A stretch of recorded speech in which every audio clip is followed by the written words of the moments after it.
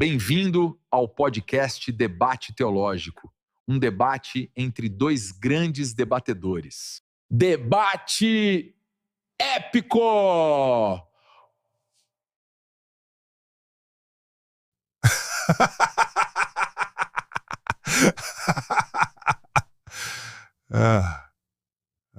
Agora eu vou começar a narrar um debate entre esses dois personagens da história. Aproveitem a jornada por este debate épico e não se esqueçam, se gostaram, deixem um like. Obrigado. Agora é com a gente. Eu e a Lara preparamos essa narração especialmente para vocês. Beco, bora assistir e se divertir.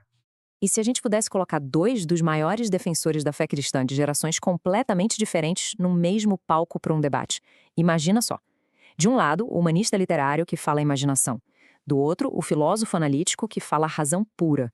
Hoje, a gente vai mergulhar fundo num confronto de ideias que nunca aconteceu de fato, mas que vamos imaginar aqui. C.S. Lewis contra William Lane Craig. Bem no centro desse confronto, a gente tem uma diferença fundamental de abordagem. De um lado, está William Lane Craig, aquele debatedor preciso que constrói o caso dele com um rigor lógico quase matemático e com evidências científicas. Do outro lado, C.S. Lewis, o professor de Oxford, que não apela para os telescópios, mas sim para a nossa experiência humana, para a nossa consciência, para a nossa imaginação. É, no fundo, um duelo entre a lógica forense e a sabedoria do coração. E assim começa a nossa primeira rodada. A questão aqui é a mais básica de todas. Por que acreditar em Deus? Onde a gente encontra o ponto de partida mais forte? Será que é lá fora, no universo gigantesco, ou é aqui dentro, nessa vozinha que a gente chama de consciência? O Dr. Craig, ele não começa olhando para dentro. Pelo contrário, ele nos convida a olhar para fora, para a vastidão do cosmos. Para ele, a evidência mais poderosa de que Deus existe começa com a própria existência de tudo o que a gente vê e o que não vê. O argumento principal dele é o Kalam. É uma estrutura lógica de uma elegância impressionante. A primeira premissa é super intuitiva, né? As coisas não simplesmente aparecem do nada. A segunda, de que o universo teve um começo, hoje apoiada por boa parte da ciência moderna, como a teoria do Big Bang. Bom, se essas duas premissas são verdadeiras, a conclusão se torna praticamente inevitável. O universo precisa de uma causa que está fora do tempo, do espaço e que é imensamente poderosa. Agora a gente vai dar um giro de 180 graus. O Lewis nos puxa do cosmos gigantesco para uma situação bem mais caseira, digamos assim. Ele diz que a pista mais forte para a existência de Deus não está nas galáxias distantes, mas no simples ato de duas pessoas discutindo sobre o que é certo e o que é errado. Pensa bem. Quando alguém fala isso não é justo, essa pessoa não está só falando de um gosto pessoal, como quem diz não gosto de brócolis. Ela está, na verdade, apelando para um padrão externo, uma lei que não está escrita em lugar nenhum, mas que ela espera que a outra pessoa também reconheça. O Lewis chama isso de lei da natureza humana. E o Lewis deixa bem claro, essa lei não é só instinto. Aliás, muitas vezes ela nos manda fazer o contrário do nosso instinto, como ajudar alguém em perigo, mesmo que isso nos coloque em risco. E também não é só uma convenção social, tipo dirigir do lado direito da rua. Se fosse, a gente nunca poderia dizer que uma cultura é moralmente melhor que outra, ou que a humanidade progrediu moralmente. Para ter progresso, a gente precisa de um ponto de referência fixo. E aqui, a gente quase consegue ouvir o desafio do Craig. Ele diria, com toda a sua precisão, meu argumento é logicamente a prova de balas. Mas essa sua abordagem, baseada na experiência humana, ela tem a mesma força de um argumento lógico, como um silogismo? É um questionamento direto sobre a robustez do argumento de Lewis. A resposta do Lewis viria na mesma moeda, igualmente afiada. Ele poderia dizer, tudo bem, Dr. Craig, seu argumento nos dá um Criador todo-poderoso, mas ele não diz nada sobre o caráter desse Criador. Poderia ser uma força neutra, ou até mesmo má. Já o argumento de Lewis, por começar com a própria ideia de justo e injusto, aponta desde o início para um legislador que se importa com o bem. Ok, depois de estabelecer as bases para a crença em Deus, o debate afunila e vai para o coração do cristianismo, a pessoa de Jesus. Como é que a gente deve abordar essa figura? É uma questão de analisar as evidências históricas como um detetive, ou é uma questão de encarar a força das afirmações que ele fez? A abordagem do Lewis aqui é talvez a sua mais famosa.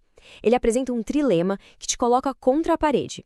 Jesus fez afirmações sobre si mesmo que nenhum outro líder religioso ousou fazer. Ele disse que perdoava pecados, que existia desde sempre e que seria o juiz do mundo. Diante disso, a gente fica com basicamente 3 opções.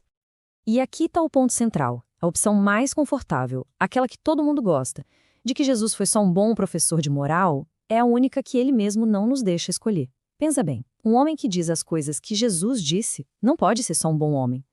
Ou ele era exatamente quem dizia ser, o Senhor, ou ele sabia que não era, e portanto era um mentiroso, ou ele não sabia que não era, e era um lunático. A escolha é nossa. Já o Craig, fiel ao seu método, transforma a questão numa investigação histórica. Ele não pede para a gente aceitar a Bíblia como um livro sagrado. Em vez disso, ele a trata como um conjunto de documentos históricos e pergunta: qual é a melhor explicação para os fatos que a gente tem sobre o que aconteceu com Jesus? O caso do Craig se apoia num conjunto pequeno, mas muito forte de fatos históricos. 4, para ser exato. E o mais interessante, são fatos que a grande maioria dos historiadores, inclusive os que não são cristãos, aceita como verdadeiros. E são esses aqui.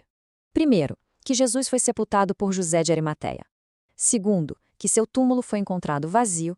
Terceiro, que diferentes indivíduos e grupos tiveram experiências de ver Jesus vivo depois de sua morte. E quarto, que os discípulos, de repente, passaram a acreditar firmemente na ressurreição. Para Craig, qualquer teoria alternativa, alucinação, corpo roubado, o que for, precisa explicar de forma convincente todos esses 4 pontos. O Lewis provavelmente veria um problema aqui. Ele poderia dizer que o caso do Craig, por mais sólido que seja, prova que algo muito estranho aconteceu, mas talvez perca o ponto principal. O trilema de Lewis não pergunta o que aconteceu com o corpo de Jesus, e sim, quem era este homem. O verdadeiro significado do evento está na identidade da pessoa. A defesa do Craig é muito estratégica. Ele argumenta que, justamente por começar num terreno neutro, com fatos que até os críticos aceitam, ele constrói uma base muito mais forte. A partir daí, a verdade dos evangelhos pode ser deduzida. A ressurreição se torna a prova de Deus de que aquelas afirmações radicais que Jesus fazia e que o Lewis tanto enfatiza eram verdadeiras. E então, no final, quem ganhou o debate? A verdade é que essa é a pergunta errada. Isso aqui não é sobre vencedores e perdedores. É sobre como duas mentes brilhantes com abordagens tão diferentes podem, na verdade, estar apontando para a mesma verdade, servindo ao mesmo propósito, só que por caminhos diferentes. Uma boa metáfora para entender como eles se completam é a seguinte. O Craig nos dá os ossos da fé, a estrutura lógica, o esqueleto histórico que a sustenta e a impede de desmoronar. Já o Lewis, ele oferece a carne e o sangue. Ele dá vida, significado, cor e relevância para essa estrutura, mostrando por que tudo isso importa no nosso dia a dia. Este quadro aqui amarra tudo de um jeito perfeito. Dá uma olhada no método de cada um, no ponto de partida, mas olha principalmente o público-alvo. O Craig fala para o cético mais acadêmico, aquele que exige evidências externas, provas.